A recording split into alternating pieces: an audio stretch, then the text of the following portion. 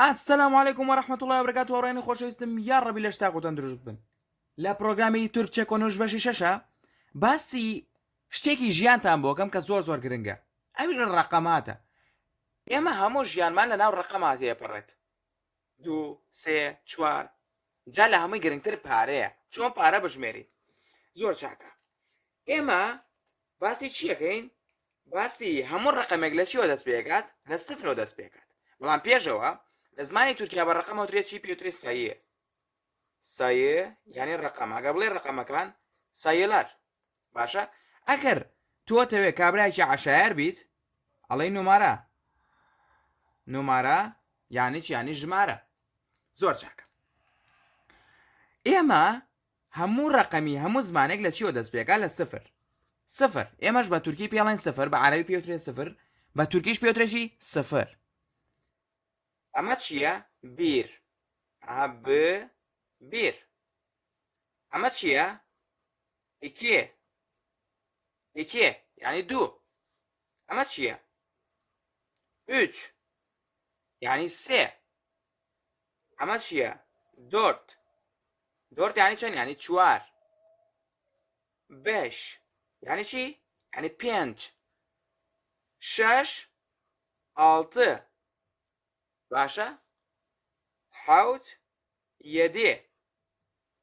یەدێ هەشت سێکێز نۆ دۆکۆز دە ئۆن باشە کەواتە با بێنێک جاریکە سەریکەینەوە ئامۆژتاوە بنووسم سفر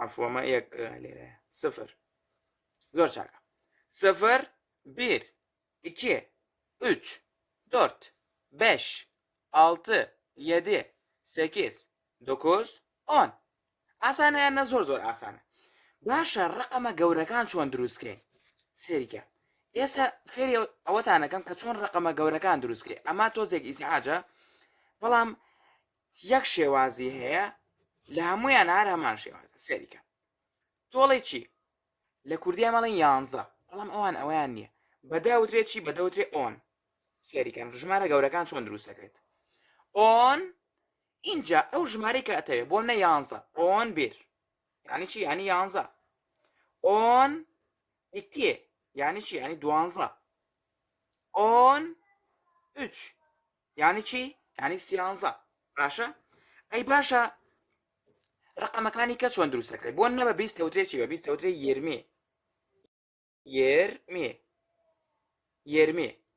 ئەگەر بڵێ 21 ئەڵێ یێرمی بیر ئەهاش 20ەکە دوایەوە یەک 22 یێرمی ئیکێ 22 تەواو ئاسانەیان نە زۆر ئاسانە بۆ هەموو ژمارەکانی کەوایە ئەوەکە بڵێ سی ئەڵێ چی ئەڵێ ئۆتۆز ئوچ ئاها سێکە ئۆتۆز یانی سی وچەکەشمان بۆ زیاکەرە یانی سێ کەواتانی سی و سێ بە چ لەوترێکی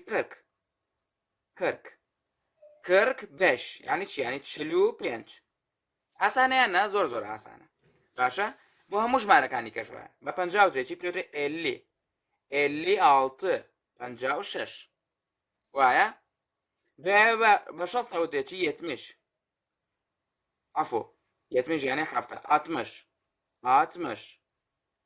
ئاتمش ئوچ یعنی 63 باشە دوای با بینە سەر چی با بینە سەر هەفتە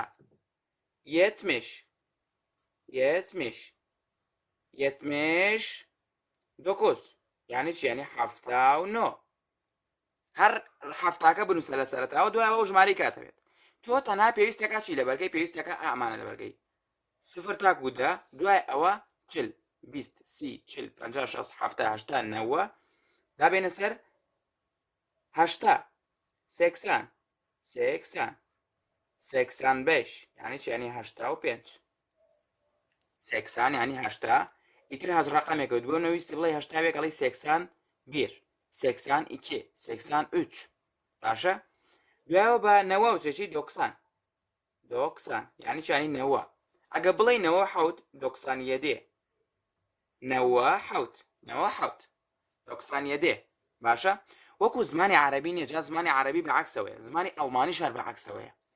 ئەوان ئەڵێن چی؟ ئەڵێن 1:20. ئەگەر ئەوەی لە زمانی عربیە شارەزاوێ لەگەڵ زمانی ئەڵمانیا زانشتێکی وایە. باشە، دوای ئەوە چییە؟ بە ساوترێکی پێ ساوترێ یوس ئەنی سەد. ئەگە بڵێ 121 یوس 21 121 یعنی 100 ئەها 121 باشە. دوای ئەوە باسی هەزارکەین بێن. اینجا هاتینە سەر پارە مامە. پارە شتێکی کاریزمایە لە ژیانی خەڵکە. بێن یانی چیانی هەزار. باشە؟ زۆر چاکە. ئێمە میلیۆنەوە هەر میلیۆنە، بەڵام ئێمە چیمان پێویستە؟ هەزارەکان، چونکە ژیانی ڕۆژانەمان زۆربەی باسی پارەکەین. پارەش عادەتەن هەر بە هەزار قساکەین. ئەگەر بڵێ 5,000 ئەڵێ بێش بێن. ئەم جارە ژمارەکە کەوێتە پێشەوە سێکی لە کوردیەوە تەرجمەکەن 5,000 هەرێک لە کوردیەکەەوە تەرجمەکەن دەرەچێت، چونکە ژمارەکانمان هەروەکو یەک وایە. بەش پێین یانی شانی 5,000. ئەگەر بڵێ 25,000 کێ زانێڵێ چی؟ 20 20 5 بێش 1000 بین 20 بێش بین یانی چی؟ یانی 25,000. 25,000 ئاسانە یان نا؟ با من کۆمەڵی ئەرکی ماڵەوەتان بەمێ ئالێرەیە. بڵێ 76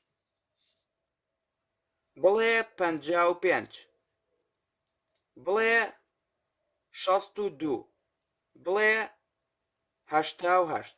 باشە؟ اینجا بۆ مەسەلەی هەزارەکانیش بڵێ 12,000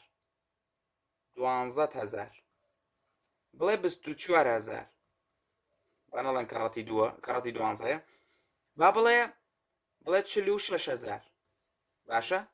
ئامانم لە کۆمنت بۆ بنووسن با ڤیدۆکە زۆر درێژ نەبێتەوە، زۆر داوای لێبوردنەکەم کۆمەڵشتی کەی زۆری تایە. با لێرە کۆمەڵشتی کەتان فێرکەم بە کۆوترێکی کۆترێ ئارتێ دابێنە سەر بیکاری. ئەکسێ یعنی ناقص، بەلو یعنی چی؟ یعنی دابەش. باشە؟ بە کەڕەتەوترێکی پێدرێت کەرێ. باشە؟ ئەوانش بە هەر بزانن. خوای گەورە سەلامەت و لەشتاقتانکە ببوورە نەمتوانی ڤیدۆکە زۆر درێژکەمەوە. پرۆگرامی تورکچە کۆنوش ئینشاءڵڵا بەردەوام بێ و هەچ کەسێکەوێت لە کۆرسی دووەم ئێمە بەشداریکە کە کۆرسی دووەم ئێمە پێکهاتووە لە چی؟ با لێرە یەک ڕوونکردنەوەم لەسەر کۆرسی دووەم پێکهاتووە لە 30 چیرۆک بە شەرح و خوێندنەوەەوە، پێکهاتووە لە 10 ئەڵقەی فلیم، پێکهاتووە لە فلیم کارتۆنە. باشەوە 10 چیرۆکی ساوتی و لە سەروی هەمووشیانەوە 15 بابەتی ڕێزمانی کە باسی ئاستی ناوەن تاکو باڵاکە. چۆن نەتوانی بەشداریکەی هەچ کاتێک کۆرسی یەکەمت تەواو کرد ڕاستە خۆ نامە بۆ نێرە بۆ پەیجی فێربوونی تورکی کە ئێستا یەتە سەر شاشەکەەوە و ئەتوانی ڕاستە خۆ بچیتە ناو گروپی خۆتەوە. خوای گەورە لەشتاق و سەلامەتان کا بە قەڵەمەکانم دانێم. السلام علیکم ورحمة الله وبركاته.